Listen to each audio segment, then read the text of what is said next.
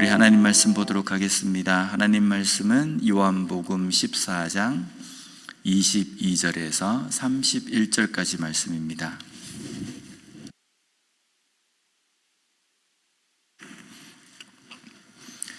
요한복음 14장 22절에서 31절까지 말씀, 우리 한 절씩 교독하도록 하겠습니다. 제가 먼저 한 절 읽겠습니다. 가룟인 아닌 유다가 이르되 주여 어찌하여 자기를 우리에게는 나타내시고 세상에는 아니하려 하시나이까?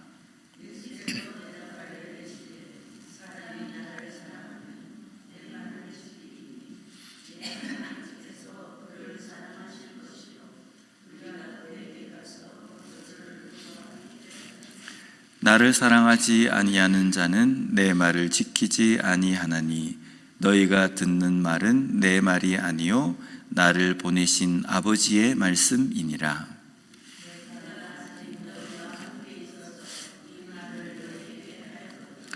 보혜사 곧 아버지께서 내 이름으로 보내실 성령, 그가 너희에게 모든 것을 가르치고 내가 너희에게 말한 모든 것을 생각나게 하리라.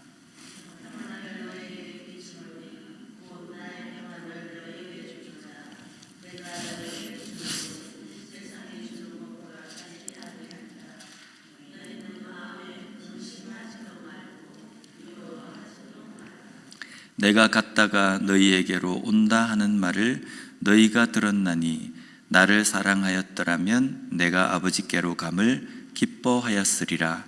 아버지는 나보다 크심이라.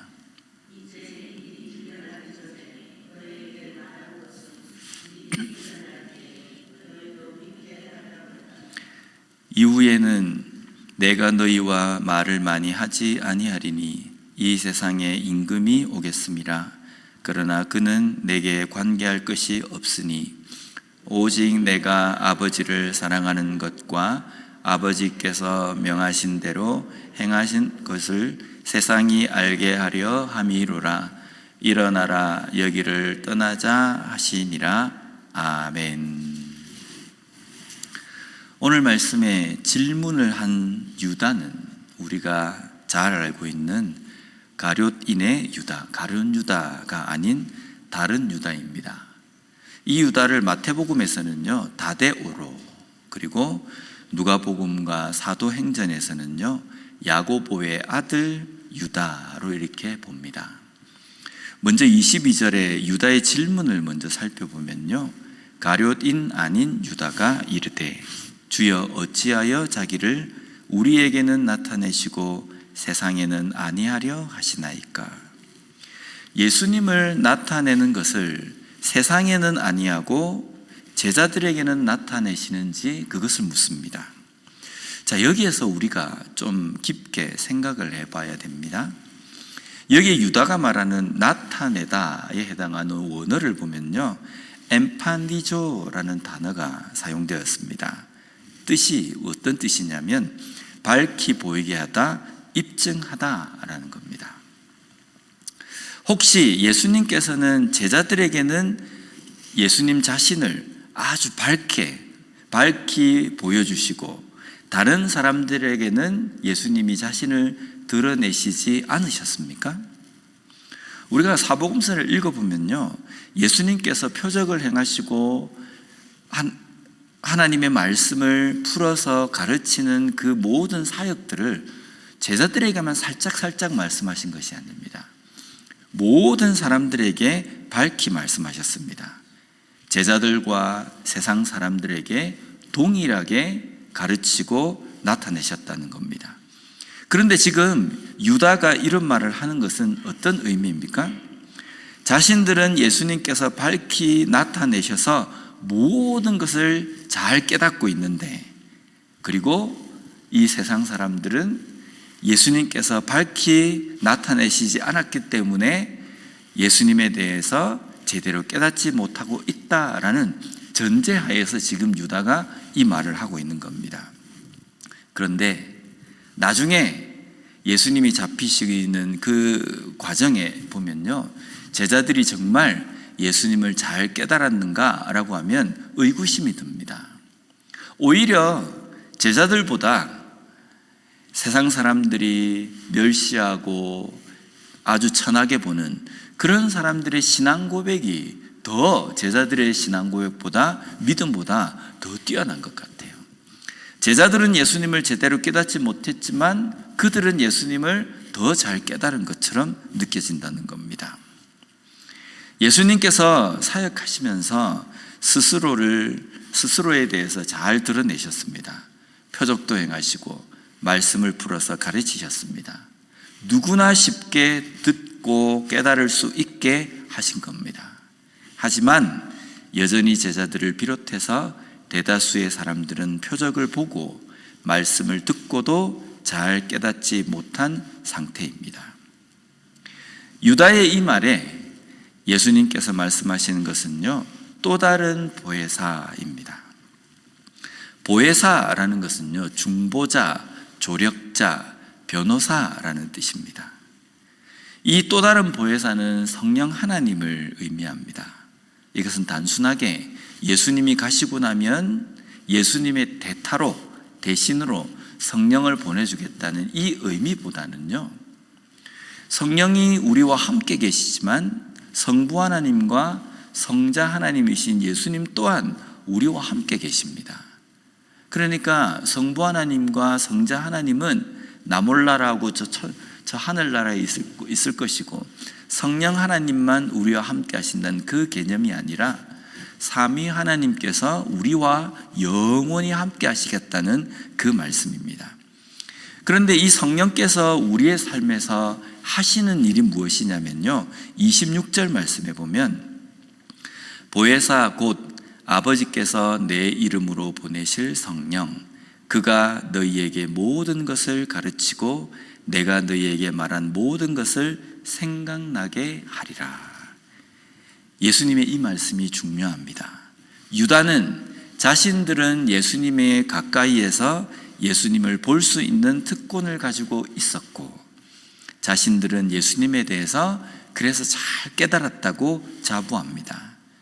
그렇게 자부하는 제자들, 물론 이 말을 한 사람이 유다뿐만 아니라 대다수의 다 제자들도 이 생각을 했을 겁니다. 우리는 예수님 옆에 있어가지고 다른 사람들이 보지 못한 것도 보고 다른 사람들에게 가르치지 않은 것들도 우리가 가르침을 받았다라는 어떤 우월의식, 아마 이런 것들이 있었을 겁니다. 그런 자부심을 가지고 있는 제자들에게 예수님께서는 무슨 말씀을 하시냐면요, 성령께서 나중에 오면 예수님께서 하신 말씀이 생각나게 하실 것이라고 말씀합니다. 이것은 무슨 뜻입니까? 지금 이 말을 하고 있는 유다뿐만 아니라 나머지 제자들도 예수님이 하신 말씀을 잘 깨닫지 못한다는 겁니다. 기억하지 못할 때가 있다는 겁니다. 그래서 나중에는 기억나게 하실 것이고 그것을 깨닫게 하실 것이다. 성령께서 그 일을 하실 것이다 라는 겁니다. 그리고 이 성령은요, 제자들에게만 역사하시는 것이 아니라 예수님의 말씀을 듣고 들어야 될 모든 사람들, 그 사람들에게 하실 것이라는 겁니다. 그리고 그 성령께서 예수님이 말씀하신 그 복음의 의미를 생각나게 하고 깨닫게 하실 그 일을 하신다는 겁니다. 오늘 우리의 삶에도 마찬가지입니다. 성령은 역사하셔서 하나님의 말씀을 읽고 들을 때에 그 뜻을 깨닫게 하십니다. 그래서 우리가 하나님의 말씀을 듣고 읽을 때 우리의 마음 가운데 어떤 깨달음이나 어떤 은혜가 떠오를 때에 그것은요, 내가 똑똑해서 내가 뭔가 다른 사람보다 좀 이렇게 지능이 좀 높아서 뭐 이래서 우리가 잘 깨달을 수 있는 것이 아니라 우리와 함께 계신 성령께서 우리에게 그것을 깨닫도록 하신다는 겁니다. 그래서 우리는 그 성령의 세미한 음성을 들으려고 해야 한다라고 우리가 자주 표현하지 않습니까? 이 세미하다라는 것은 아주 작다는 거거든요. 성령께서는 우리의 삶에서 말씀하실 때 아주 작게 말씀하십니까? 왜 작게 말씀하실까요? 크게 말씀하실 수도 있는데 성령은 우리에게 세미하게 말씀하시지 않습니다. 아주 크게 말씀하십니다. 그런데 왜 세미한 음성이라고 표현하냐면요, 귀를 기울여 드려야 하기 때문입니다. 하나님께서, 성령께서 우리에게 말씀하시는 것이 작기 때문에 귀를 기울여야 되는 것이 아니라 우리가 하나님의 말씀을 들을 만한 영적인 상태가 되지 않았기 때문에 모든 소리에 다 귀를 닫고 오직 하나님의 말씀을 듣기 위해서 귀를 쫑긋, 귀를 기울여야만 들을 수 있기 때문에 성령의 음성을 세미한 음성, 귀를 기울여야 들을 수 있는 음성이라고 표현하는 겁니다. 귀를 기울여서 하나님의 말씀을 들어야 하고 그 말씀대로 순종하는 삶을 사는 것, 그것이 바로 제자의 길이라는 겁니다. 그 제자의 길을 우리는 걸어갑니다. 그러나 이 길이 결코 만만한 길이 아닙니다. 제자의 길은요, 목회자나 선교사나 어떤 특별한 사역을 맡은 사람만 걸어가는 것이 제자의 길이 아닙니다. 하나님을 믿는 모든 사람들, 그 사람들은 예수 그리스도의 제자가 되어야 합니다. 예수님의 말씀을 듣고 그 말씀대로 순종하는 길을 걸어가야 된다는 겁니다. 그런데 그 제자의 길은 만만하지 않습니다.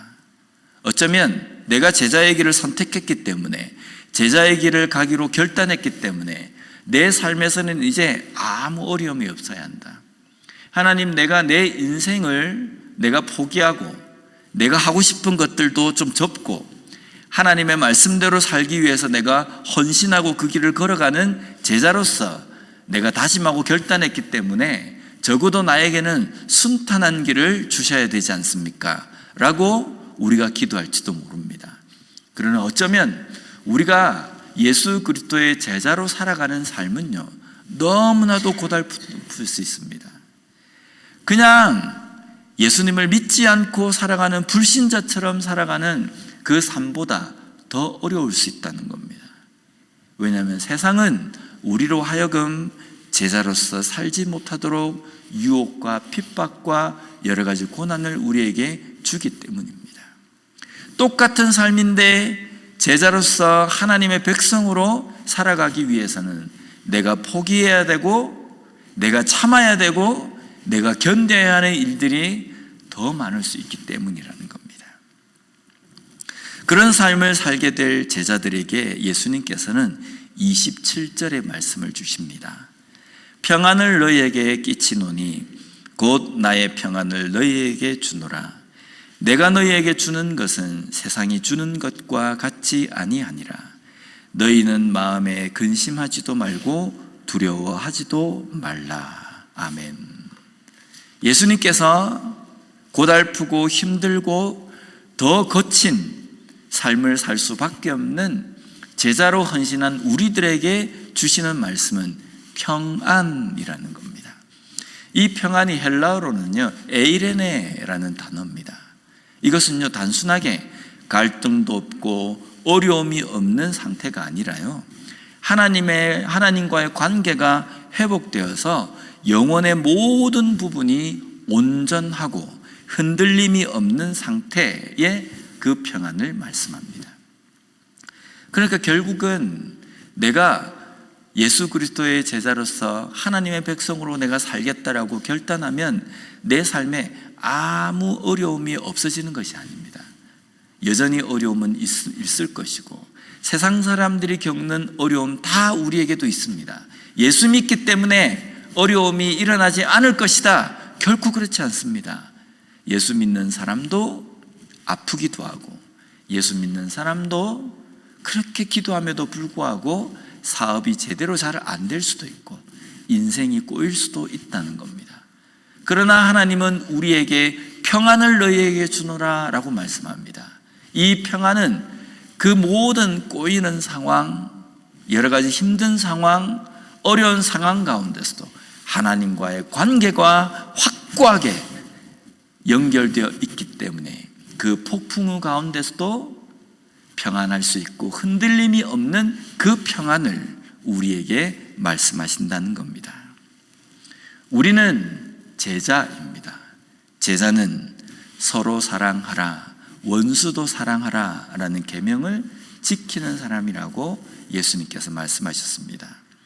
그리고 이 계명을 지키는 것이 또한 하나님을 사랑하는 것, 예수님을 사랑하는 것이라고 우리에게 말씀하신다는 겁니다. 제자인 우리의 삶은요, 세상 사람과 구별된 삶이지만 여전히 똑같은 환경입니다. 실패, 좌절, 두려움, 시험, 환난 등이 여전합니다. 그러나 그 가운데서도 세상과 구별된 우리는 그 가운데에서 평안을 누리는 삶입니다. 왜냐하면 또 다른 보혜사이신 성령께서 함께 하시기 때문입니다. 그 하나님과 그 성령 하나님과 끈끈한, 끊어지지 않는 그 교제와 관계를 통하여서 내 삶에 일어나는 어떠한 시험과 환난 속에서도 흔들리지 않고 오직 하나님을 사랑하라는 그 계명을 지키며 사랑의 사람으로서, 제자로서 살아갈 수 있는 우리 모두가 되었으면 좋겠습니다.